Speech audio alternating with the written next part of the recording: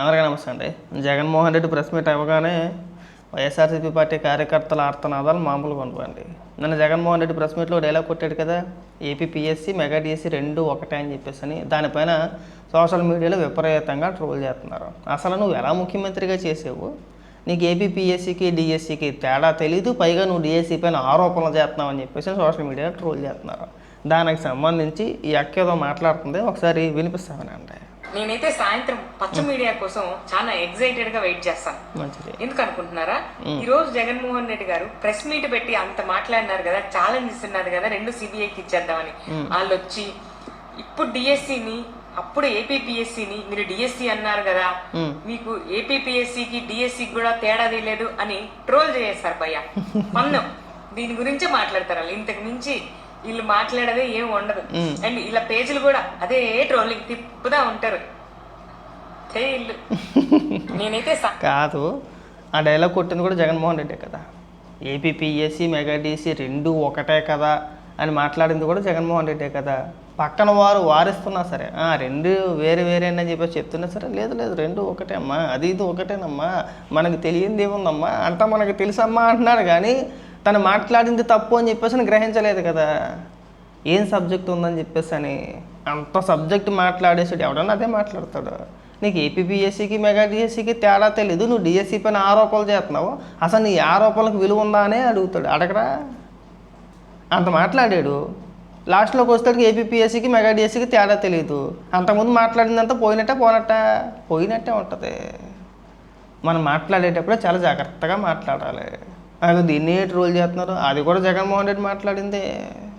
చాలా మాట్లాడాడు జగన్మోహన్ రెడ్డి. అబ్బా కొడుకులని, ఇంకోటని, ఛాలెంజ్లని, అన్ని ఆధారాలు ఉండి అంత ధైర్యంగా అంత దమ్ముగా ఛాలెంజ్ విసిరే జగన్మోహన్ రెడ్డి ఆ ఆధారాలు పట్టుకుని అసెంబ్లీకి ఎందుకు వెళ్ళలేకపోతున్నాడో ఇవాళకి కూడా అర్థం కాదు. ముందు మనం అసెంబ్లీకి వెళ్ళి మాట్లాడితే ఒక అర్థం ఉంటుంది. అసెంబ్లీకి వెళ్ళకుండా నేను మా ఇంట్లో కూర్చుంటానండి, నాకు అనుకూలం మీడియాని మొత్తం అందరిని అక్కడ తీసుకొచ్చి కూర్చోబెట్టుకుంటానండి, నాకు మెగా డిఎస్సీకి తేడా తెలదు, నేను ప్రెస్ మీట్ పెట్టి ఏదేదో వాగేస్తానండి, నేను మాట్లాడినట్లకి కూడా ప్రభుత్వం ఎమ్మటే స్పందించేసి సిబిఐకి ఇచ్చేయాలా అని అంటారా? అలా మాట్లాడతారా? ఏదన్నా చేతనైతే అక్క జగన్మోహన్ రెడ్డి గారిని మీ వంతు ప్రయత్నం చేయండి. మీ కార్యకర్తలు కూడా మీ వంతు ప్రయత్నం చేయండి. అన్న వద్దు ఇంకా ఎన్నాళ్ళని చెప్పేసి నీ ముసుగులో గుద్దులాట. వెళ్ళు అసెంబ్లీకి వెళ్ళు, అసెంబ్లీలో ప్రశ్నించు.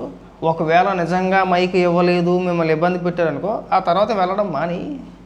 అసలు నువ్వు ముందు వెళ్ళకుండా కనీసం 5 నిమిషాలు కూడా అసెంబ్లీలో కూర్చోకుండా మనం ఇక్కడే మనం ఫిక్స్ అయిపోయి నాకు మైక్ ఇవ్వరండి, నేను వెళ్ళండి, నాకు ప్రతిపక్ష హోదా కావాలని చెప్పేసి మనం అడుక్కోవడం ఏమీ బాగాలేదని చెప్పేసి మీ వంతు ప్రయత్నం మీరు చెయ్యండి. అప్పుడు ఈ ట్రోల్ చేసే విధానాలు కొద్దిగా తగ్గుతాయి నన్ను అడిగితే కనుక.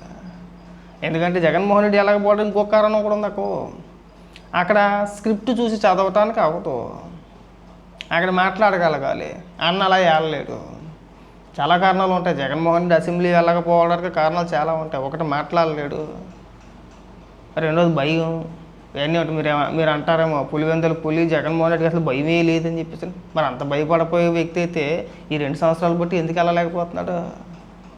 ఇప్పుడు ప్రతిపక్ష హోదా అనేది అసలు మ్యాటరే కాదు అసలు. అవునన్నా కాదన్నా ఇప్పుడు మీకు అఫీషియల్గా మిమ్మల్ని ప్రతిపక్ష హోదా అంటే మీకు ప్రతిపక్ష పార్టీగా గుర్తించకపోయినా మీకు 40% ఓట్ బ్యాంక్ ఉంది కదా. ఆల్మోస్ట్ ఆటోమేటిక్గా ప్రతిపక్ష పార్టీ మీదే, ఇంకా గుర్తించేది ఏముంది కదా. వెళ్ళొచ్చు చక్కగాను. ఇక సమయం అంటారా, ఎంతసేపు మాట్లాడతారో ఎంతసేపు కేటాయిస్తారో అనేది వెళ్ళిన తర్వాత ఖచ్చితంగా తెలుస్తుంది. వెళ్ళకముందే డ్రామాలు ఎందుకంటే మా అన్నను ట్రోల్ చేస్తున్నారు, అసలు సబ్జెక్ట్ వదిలేసారు. ఏపీపీఎస్సీకి మెగా డిఎస్సీకి రెండు ఒకటే, ఆ రెండింటికి తేడా తెలియనప్పుడే అర్థమైపోయింది జగన్మోహన్ రెడ్డి అంతకుముందు చెప్పిన సబ్జెక్ట్ అంతా కూడా పనికిమాల సోళ్ళు అని చెప్పేసి అని.